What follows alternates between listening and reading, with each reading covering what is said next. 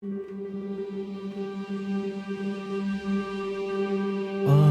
lang sambahin ang ngalan mo.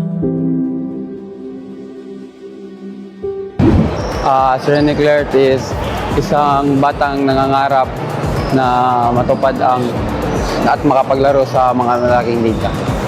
Governor's Cup yung tumulong sa akin para ma-expose ng lalo. Yung Governor's Cup para na rin intermunicipality dito sa Agusan at doon ako na-discover ng Ateneo di Davao. So doon nagsimula ang journey ko. Yung adjustment is napakahirap. Syempre, unang-una, thank you dahil isa ko sa select na maglaro ng inter-region sa Davao. At saka, pasalamat din ako sa mga nagsuporta sa akin at nagtiwala.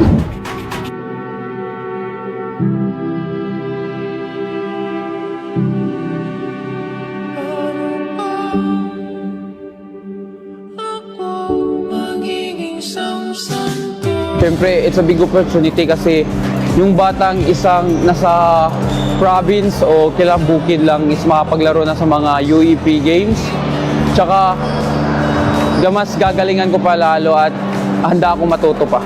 Una is mag-adjust ako. Kailangan ko mag-practice ng guards kasi dito yung laro ko ilalim.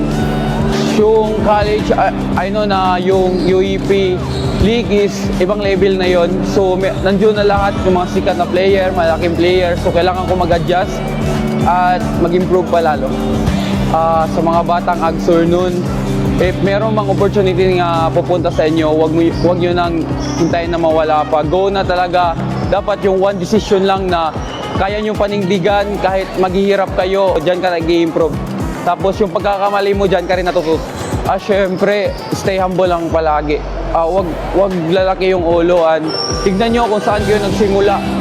Tulungan nyo rin yung mga batang nangangarap. Sa lupa at ang impyerno ay nasa isip. Just a kid with a big dream. Sa akong parents, thank you kayo sa pagsuporta sa kuha. Kabalupod ko nga gabi po yung sacrifice sa kuha. So maningkamo din ko nga mabalos na ko totalan sa inyo. Thank you sa among coaches, kay Coach Jess o mga assistant coach sa pag-guide sa kuha in a good way na I know masuko mo pero para po na sa kuha. And thank you kayo sa tanan, lalo na sa Cayetano family. Ako, si Rene Clert, Mother Bonya, usa ka proud Agusanon athlete, and I believe talent and hard work can open doors to greater opportunity.